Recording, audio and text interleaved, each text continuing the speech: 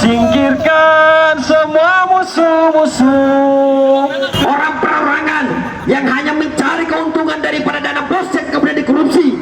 Itu kemudian hari ini kami berharap agar kiranya Komisi Pemberantasan Korupsi bertindak sebagaimana mestinya untuk menegakkan supremasi hukum di negara Kesatuan Republik Indonesia ini. Dalam dana bos itu sendiri, saudara-saudara sekalian, hal ini yang tentunya harus kemudian diambil sikap. Hal ini yang tentunya harus kemudian dilaksanakan penegakan hukum untuk bagaimana mengantisipasi dan kemudian menghentikan kejahatan yang kemudian hari ini kita lihat sangat terstruktur, tersistematis dan masif, saudara-saudara sekalian. Itu yang kemudian harusnya kita sampaikan ke Komisi Pemberantasan Korupsi. Karena bagi kami di Kabupaten Brebes, pemerintahannya hari ini kami masih mengedepankan asas praduga tak bersalah. Mereka bersama-sama dengan para kroni-kroni kelompok-kelompok, baik daripada DPR, ketua DPR dan juga ketua Komisi Keuangan yaitu Komisi 2, bahkan kepala dinas, selalu menjadikan persoalan dana bos sebagai keuntungan secara kelompok dan perorangan mereka sendiri, saudara-saudara sekalian. Hal ini dibuktikan dari beberapa pernyataan yang kemudian disebarluaskan di berbagai macam media sosial. Di TikTok salah satunya media yang kemudian kita bisa memperoleh informasi itu. Ada 3 kepala sekolah juga harus didengarkan klarifikasi, dan kami berharap proses pemanggilan dan penegakan hukum berkaitan dengan persoalan dana bos itu kemudian secara transparansi dan terang benderang untuk kemudian hari ini dilihat dan disaksikan oleh seluruh rakyat negara Republik Indonesia, terutama masyarakat Brebes di Kabupaten Brebes tanah sendiri, saudara-saudara sekalian. Kawan-kawan, apa yang kemudian dimaksud dengan pendidikan?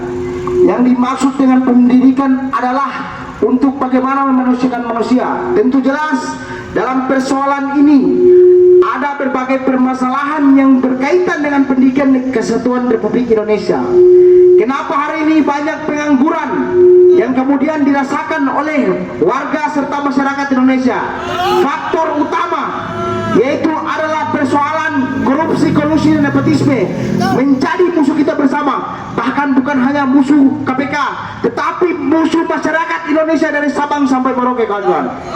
Ini yang menjadi persoalan yang paling fundamental dalam mengungkap seluruh kebijakan-kebijakan pemerintahan berjalan sesuai dengan apa yang seharusnya ditentukan berdasarkan Undang-Undang Dasar 1945, bahwa negara Indonesia adalah negara hukum.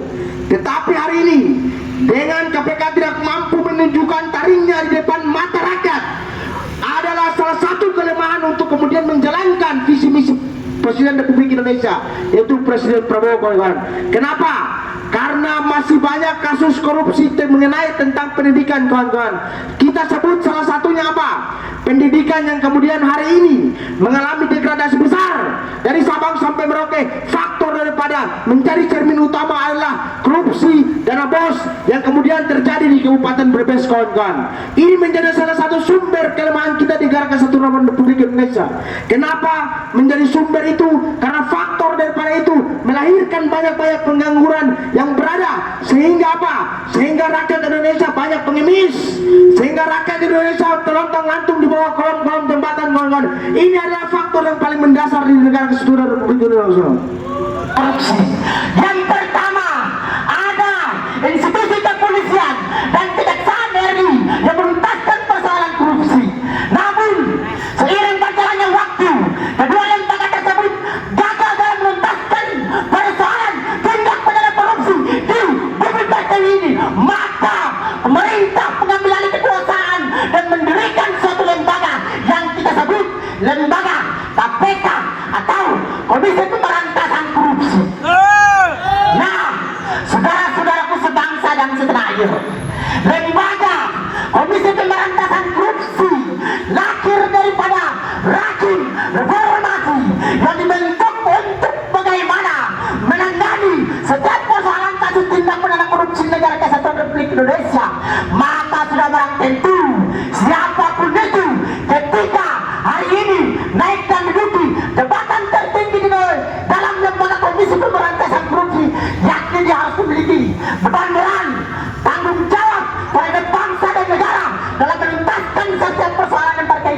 tindak pidana korupsi. Betul tidak saudara-saudaraku sebangsa dan saya? Maju semangat! Mana suaranya? Suara dari rekan-rekan seperjuangan menunjukkan bahwa suara rakyat adalah suara Tuhan. Maka suara rakyat jangan kau bungkam. Jikalau kau bungkam suara rakyat, pemberontakan akan kita hadirkan di depan Komisi Pemberantasan Korupsi. Bila perlu pagar-pagar besi depan ini kita untukkan hanya untuk membela hak rakyat Indonesia. Akibat daripada apa? Persoalan tindak pidana korupsi yang dilakukan oleh oknum-oknum yang tidak bertanggung jawab, oknum-oknum yang tidak memiliki moral terhadap bangsa dan negara. Sepertinya persoalan ini yang terjadi di kabupaten Brebes itu sendiri, saudara-saudaraku sebangsa dan saya.